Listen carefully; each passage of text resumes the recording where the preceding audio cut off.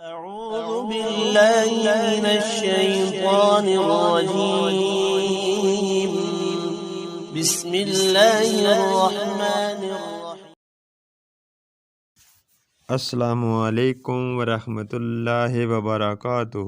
امید کرتا ہوں کہ میرے تمام بہن بھائی خیریت سے ہوں گے۔ میری آج کی ویڈیو ہے حفاظت حمل کا روحانی علاج۔ ویڈیو شروع کرنے سے پہلے اگر آپ میرے چینل اپنا حکیم پر نئے ہیں تو سب سے پہلے میرے چینل اپنا حکیم کو ضرور سبسکرائب کر لیں تاکہ میری ہر آنے والی ویڈیو کا نوٹیفیکیشن آپ تک پہنچتا رہے۔ تو میں آپ کو یہ بتا رہا تھا کہ ہمارے معاشرے میں اکثر بیٹیوں اور بہنوں کو حمل ٹھہر تو جاتا ہے، لیکن حمل جو ہے اس کا اسقاط ہو جاتا ہے، یعنی حمل گر جاتا ہے اور وہ مس کیریج ہو جاتا ہے۔ تو اس لیے میں آپ کو یہ بتانا چاہتا تھا کہ بعض اوقات حمل ایک ماہ گزر جاتا ہے، اس کے بعد گر جاتا ہے، بعض اوقات 6 ماہ کا حمل گر جاتا ہے، بعض اوقات 7 ماہ کے بعد گر جاتا ہے۔ لیکن یہ بھی دیکھنے میں آیا ہے کہ بچے کی پیدائش تو ہو جاتی ہے، لیکن جب بچہ پیدا ہوتے ہی 1 2 3 سانس لیتا ہے اور فوری طور پر بچے کی ڈیتھ ہو جاتی ہے، یعنی بچے کی وفات ہو جاتی ہے۔ تو ان تمام امراض سے بچنے کے لیے آج ہم قرآن حکیم کا سہارا لیتے ہیں کہ اللہ پاک نے قرآن پاک میں تمام بیماریوں کی شفا ہی رکھی۔ ایسی کوئی بیماری نہیں جس کا علاج قرآن پاک میں موجود نہ ہو، لیکن یہ اپنے نصیب کی بات ہوتی ہے کہ کوئی یہ علاج قرآن حکیم سے اخذ کر سکتا ہے اور کوئی نہیں کر سکتا۔ تو یہ ہمارا آزمایا ہوا تجربہ شدہ نسخہ جو آپ کو دینا چاہتا ہوں۔ قرآن حکیم کی یہ سورہ مبارکہ ہے والشمس۔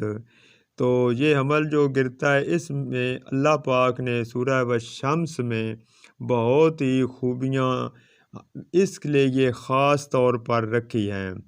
تو آپ نے کرنا کیا ہے کہ سوموار کا دن ہو، یعنی منڈے کا دن ہو، تو دوپہر کا وقت ہو، اس میں آپ نے کچھ سیاہ مرچیں، کالی مرچیں لے لینی ہیں اور کچھ جوین بھی آپ نے اپنے سامنے رکھ لینی ہے۔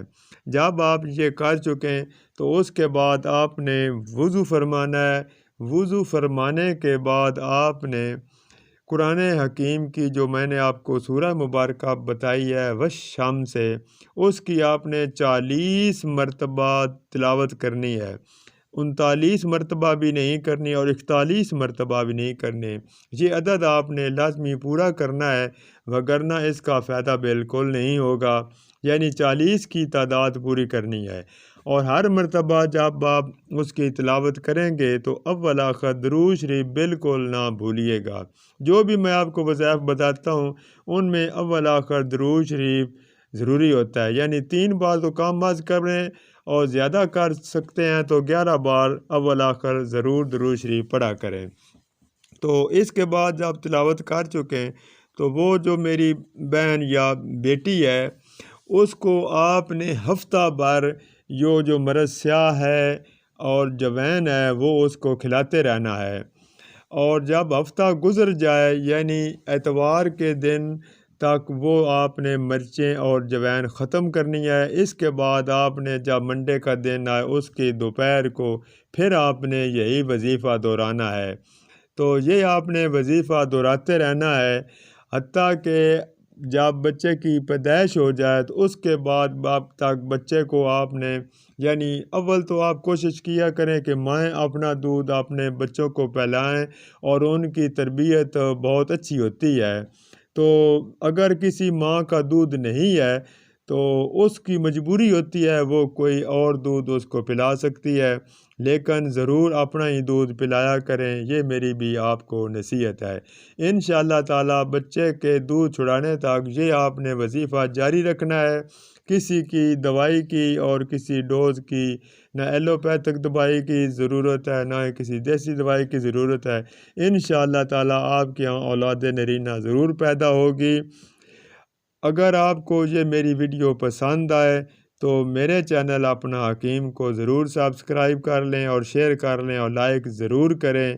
انشاءاللہ تعالی ہمارا کام آپ کو یہ تمام وظائف بتانا ہوتا ہے اور عمل کرنا آپ کا کام اور یقین کرنا بھی آپ کا کام ہے۔ جب آپ یقین کے ساتھ یہ وظائف کریں گے تو انشاءاللہ تعالی اللہ پاک ضرور فائدہ دیں گے۔ والسلام۔